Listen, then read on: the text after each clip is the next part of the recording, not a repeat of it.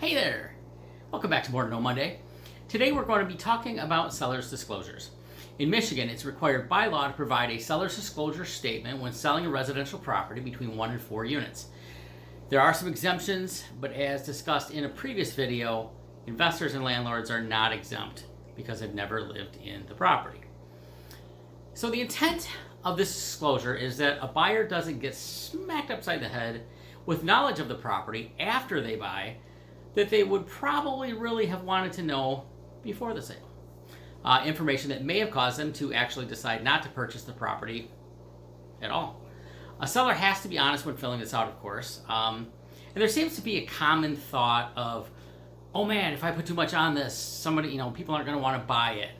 And I understand that apprehension to a degree, but I advise my sellers that this disclosure isn't just for buyers' information, but also for their own protection.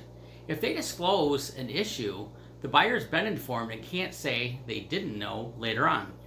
It's really there to protect everyone. The seller is required to fill out the checkboxes as follows.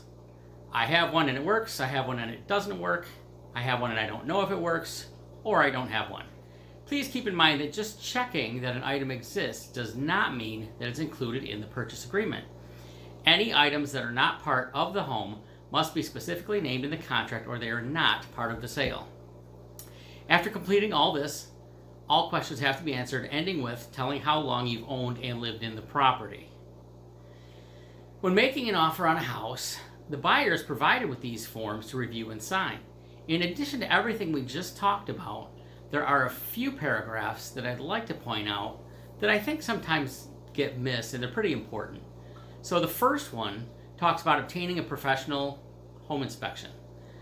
This is super important. Don't skimp. Spend a couple $100 extra on this and be informed about the property's condition from an unrelated third party's view.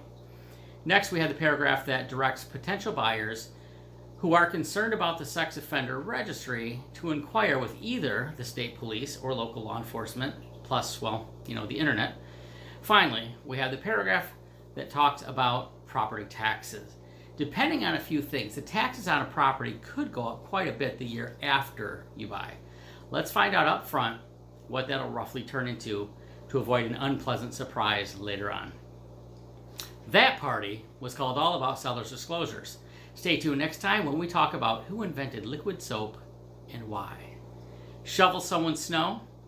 If you're not still buried in the 5.5 inches we got over 2 days during Snowmageddon 22. It's good to be kind. See you soon, because there's always more to know.